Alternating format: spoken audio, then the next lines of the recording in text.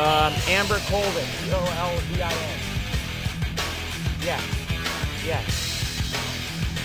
Colvin, Colvin.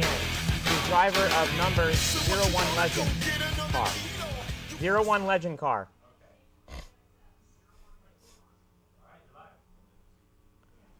Hey, check this out, folks. How you doing? Another episode of the Checkered Flag Talk Show. I'm sorry, but tonight we're only running for 30 minutes. We have one guest calling in about 5 minutes. We'll get to her in just a little bit. The number to call in, we're going to give you, there's about 10 minutes into the show for, about 10 minutes at the end of the show for you guys to call in. That number is 707-320-1965. We are sponsored by S&K Automotive, located at 1765 Main Street, Lakeport. And we're giving prize giveaways courtesy of them, too. I'll show you what it is. We got a hat. So for those of you, and you can also get it from the chat room. There's a hat here, S&K Automotive. Nice hat. As well as a T-shirt. I'll show you this T-shirt here real quick. S&K Automotive T-shirt, ain't that nice? Yeah, it's a large T-shirt there, so you can. I'll put it in front of my face for a minute. There you go. To zoom in on that, and so that's going to be the prize giveaways tonight. 320-1965. She should be calling in about 5 minutes, and we'll get right to her. I want to talk about who she is. First, I want to say we have some new announcements. We're on Justin TV, JustinTV/checkered flag 1. That's the number 1. And that stands for Justin, Justin TV.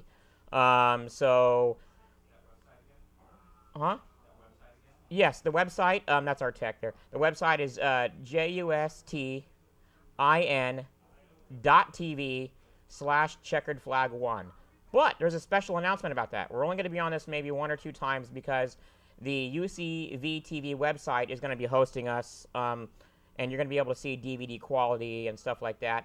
You can also see us on YouTube now for all the repeats on YouTube, and that is youtube.com/checkered flag show 1.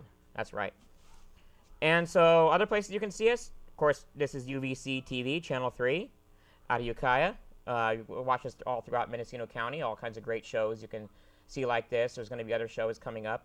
Of course, LCP TV, Channel 8 in Lake County. There'll be replays shown there Wednesday at 8 p.m. Again, check out our YouTube at youtube.com/checkered flag show 1. And you can actually see our DVD quality and stuff there. So still a few minutes out for the girl to call in, and we'll get right to her. And, of course, like I said, our number is 707-320-1965. I'm going to do some. No, why don't I get into some announcements before she calls? Some of the announcements. Okay, so here's some of the announcements. There's going to be a race this weekend at Ukiah Speedway, and that is the 11th, of course. And we're having the Airport Auto Brokers late models will be back. Oh, and if you happen to have it to notice, I'm by myself tonight. Yeah, Johnny Miskell, unfortunately, is not feeling very well, so he wasn't able to make it. Well, yeah, it's going around. I'm going to be in Florida next week, so there is no show next Wednesday for the 15th. We'll be back on the 22nd for a full-hour show. So that's where that's at. We'll be back for that. Again, if you want to call in, our number is 707-320-1965. Still waiting on the girl. Now, let's take a look. How about... Oh. Hello, you're on the air with the Checkered Flag Talk Show. Hello? Hi, is this Amber? It is. How are you? Hi, how are you doing, Amber? Well, hey, listen, I'm going to get right into your credentials before we get to your questions, so hang with us just a little bit. How about this for credentials, folks? There was a lot on here, so I couldn't add everything. I checked out her website. Amber Colvin, an INEX Legend, a 01 car, driver of the 01 Legend car, only 16 years old. 2005 winner of the Crossroads Motorplex Asphalt and Dirt. We'll ask her about that later, what that's about.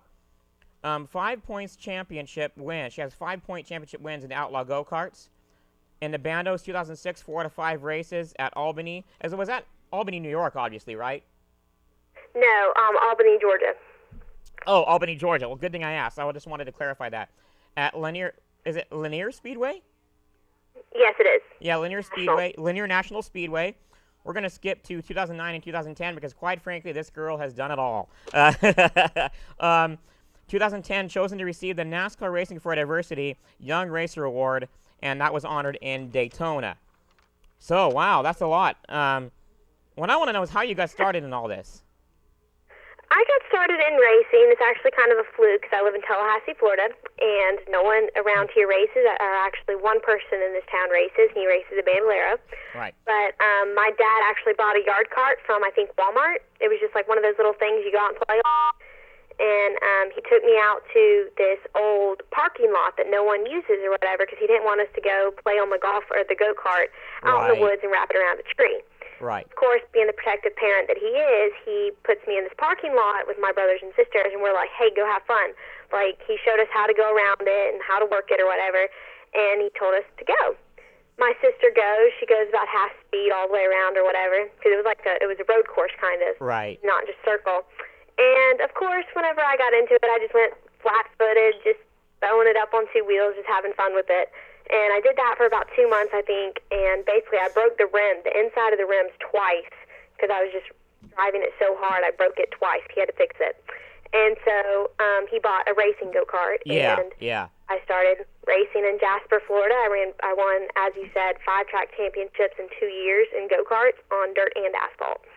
Right on, right on. So how was it for you transitioning from, you've switched, well, how many years? First, I want to know before I ask the next question. How many years have you been involved in this? How many years have you been involved in racing? 5 or 6 years. This 2010 is my 6th year. I started when I was 10. Okay, cool. So, how was it transitioning from one car to another? You went and tell us what the order is. Did you go from? You went from outlaw go-karts to bandos to legends. Is that correct? Yes, I went from go-karts to bandos to legends. The transition from go-karts to bandoleros was not hard at all because basically a bandolero has a go-kart front end and then just a solid axle back end. So the transition from go-karts to bandoleros wasn't hard for me at all. I won my first 4 races in a bandolero, so it was nothing. Yeah, it said right, right on. I mean, and of course, explain to those who don't know, who are watching. We may have some new viewers. Explain what a bandolero is. I mean, I know, but our viewers may not. So. Okay, how can I explain this? Basically, it's just like a car that sits about 3 inches, 3 foot off the ground. It's about 10 inches long, with a solid body, and it has just Briggs & Stratton motor. So it goes, I think, probably top speed like 65-ish. I'm not sure. I think they call it like a 3 scale or 1/3 scale of like a model of a car, but I'm actually not sure how to actually explain it because I only stayed in bandoleros for 15 or 14 races or something like that. Okay. So I don't know. I guess you could say, well, the best way I'm going to describe it is it's basically a mini version of a late model. Yeah, a 1/3 version of a late model, only it goes a lot slower and it's a lot different. Yeah, we have some, the bandoleros out here are actually pretty, the bandoleros out here, like I said, are a pretty big thing. And then of course you're in your, let's talk about your legend car. What kind of a car is it? And do you know the engine type and all that, or any of that kind of stuff, or no? Oh, of course, I know all of that stuff. Okay. Basically, a legend car, for anyone who does not know, is a 3/8 scaled or a 5/8 scale of the old 1937, 1934 Chevy Coupes, Ford sedans, the old legend cars. So there was just a smaller scale of those with a 1250 Yamaha motor in it. We run Federal tires. It's a complete spec class underneath U.S. International legend cars. Yeah, right on. We had one in here actually. We had one actually in our actual studio. Okay. And for those of you who don't know, I want to say right now we're just going to give a little shout out here. We are on Just In TV, not Justin, it's Just In, and it's actually justin.tv /channel. Excuse me, not channel. It's Justin TV, justin.tv/checkeredflag1, and that's where you can find us tonight. The chat rooms are open, so go ahead and chat if you got a question for in there. So back onto that. Explain what the Cross Motorplex. What's that all about? I talked about that in the beginning. Crossroad Motorplex? Yes. That was just, honestly, it's still my favorite track. It's my home track. It's a go-kart track. Mm-hmm. It's, I think, it was when I was 10, so I didn't know this stuff when I was 10. I think it was probably like a fifth mile, fourth mile track, dirt. They also have a asphalt track there. It's in Jasper, Florida, which is about 45 minutes to an hour away from my hometown. So it was just, they only race go-karts. I think they've had motorcycles on it before, probably different small things, but it was just a go-kart track that I ran out at all the time unless I was running down south or at a state race somewhere else. Right. Let's talk a little bit about your go-kart and what your go-kart racing experience was like, and how long were you involved in that? I was involved in go-karts for 2 years. I ran dirt and asphalt, won championships in both.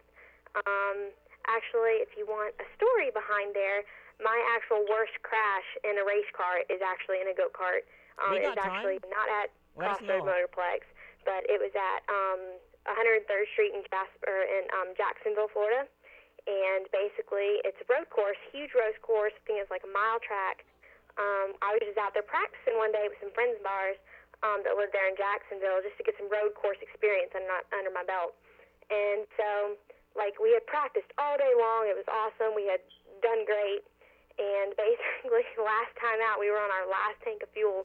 And I think we had 6 gallons with us of methanol, and they run out half a tank or half a gallon at a time. So we had practiced a long time. Right. But basically going into turn 1, which is a 180-degree U-turn, I turned twice going into the corner, and you do not turn twice on asphalt. And I spun it around backwards. I came off the track, but it was raining the day before, so it was muddy. And I got stuck in the mud, and basically another car, he was probably a 64-year-old. He was probably about almost 300 pounds, never raced a car in his life, and he got into the fastest, baddest go-kart you can get into. And he did not know what to do, and he saw my white go-kart sitting off the top of the track, and with the sun behind me, it looked like I was in the middle of the track. Right. He panicked and hit the brakes, hit me head-on, flipped over me, grabbed my helmet. I put my helmet, you grab the steering wheel and you put your head down against your chest so it doesn't rip your helmet off or rip your head back. But it happened so fast, and whenever he hit me head-on, it jammed my head back. Ooh. And basically his helmet got under me, or his steering wheel, it's open-top steering wheels, and it got a hold of underneath my helmet and ripped my head back. The only thing that saved his go-kart from breaking my neck basically was I hit the manifold off of the exhaust manifold off the engine. Wow. Hit that down the pipe. It's very thick pipe, very hard to bend. Bent that 2 inches and my bumper stopped it. Oh man. It's my head. It ejected him from the car. My neck was basically holding his go-kart. And then finally it rolled off of me. And since that day, my mom has never been to a racetrack before. Well, she has been, but she cannot watch me race because she saw that crash. I bet not. What was going through your mind? What was going through your mind with something like that? It didn't faze me at all. I was just, Right. I didn't know exactly what happened. I just knew that a car hit me and it flipped over me. My dad explained everything else to me of what had happened because I didn't see him get ejected. But it was just, it was a hope. There was nothing I could do. I backed off the track. I don't even know what was going through my mind. It was basically oh bud, what's going to happen?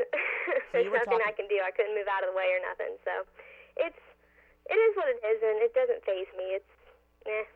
It's okay.